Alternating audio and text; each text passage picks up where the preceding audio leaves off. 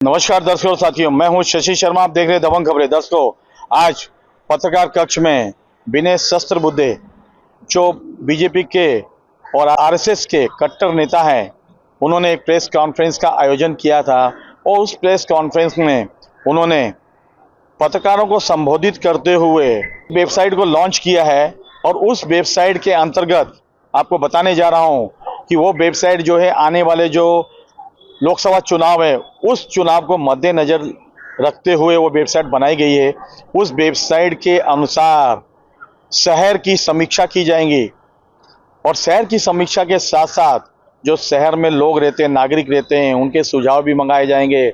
उनको क्या दुख तकलीफें हैं उनके बारे में भी समीक्षा की जाएंगी और साथ में ही उन नेताओं का चुनाव भी किया जाएगा, उनके बारे में समीक्षा की जाएगी जो आने वाले लोकसभा चुनाव में दावेदारी ठोक रहे हैं कि हमें इस ठाणे लोकसभा क्षेत्र से उम्मीदवार बनाया जाए। लेकिन ये जो जनता की आवाज होगी, जनता के जो सुझाव होंगे, उसी को ऊपर उनका सारा किरदार निर्भर करता है कि वो किरदार किस तरफ किस और रुख करता है और किरदार सटीक बैठता है सांसद के चुनावी क्षेत्र के लिए। अब देखना है कि आने वाले समय में ये जो बीजेपी की जो स्कीम है, ये लॉलीपॉप बन के रह जाती है या चुनावी मुद्दा बन के रह जाता है।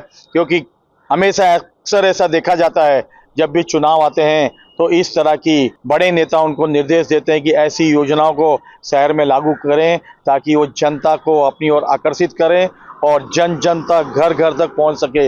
लेकिन जो शहर में समीक्षा चल रही है, जो देश में मौजूदा हालात हैं, लोगों को राम मंदिर के, रामलला के दर्शन होने वाले, कहीं ना कहीं बीजेपी का पलड़ा पूरे देश में भारी है। तो ये जो उन्होंने पोर्टल बनाया है उसमें फायदा भी हो सकता है और इसमें जो दावेदारी ठोक रहे हैं उनके लिए नुकसान भी हो सकता है। आइए जानते हैं सहस्त्रबुद्धे से क्या कहना चाहेंगे, क्या प्रकाश डालेंगे। भारतीय जनता पार्टी ने पूरे देश में आने वाले लोकसभा चुनाव की दृष्टि से जो तैयारियां शुरू की है, उसी के तहत महाराष्ट्र में हर लोकसभा क्षेत्र के लिए एक लोकसभा संयोजक, सह संयोजक इत्यादि नियुक्तियां हुई है। इस ठाणे लोकसभा में जो 3 महानगर आते हैं उसके संदर्भ में संयोजक के नाते हम, सह संयोजक के नाते हमारे पूर्व सांसद श्रीमान संजीव जी और बाकी पार्टी के सारे शीर्षस्थ नेताओं ने यह तय किया कि हम अभी चुनाव चूंकि अहाते में खड़ा है, लोगों के पास जाएंगे और एक पोर्टल लोगों को समर्पित जो आज हमने किया है उसके माध्यम से ठाणे, नवी मुंबई, मीरा भाईंदर, इन 3 नगर निगमों से बना हुआ जो ठाणे लोकसभा क्षेत्र है उसके लिए लोग क्या चाहते हैं घोषणा पत्र में समाहित हो, उन बिंदुओं को हम संकलित करने का अभियान आज से प्रारंभ कर रहे हैं। इसी अभियान के तहत हम अपनी भूमिका को भी रखेंगे। जैसे कि सब लोगों को पता है, मुंबई का विकास जो हुआ है, मुंबई की जो शान शौकत है, उसके पीछे कहीं न कहीं नवी मुंबई, ठाणे और मीरा भाईंदर के लोगों के भी परिश्रम है। और इसलिए इन सैटेलाइट सिटीज को, जिनको उपग्रह शहर बताया जाता है, इनका अपना व्यक्तित्व बना है, इनका अपना इतिहास है, इनकी अपनी संस्कृति है।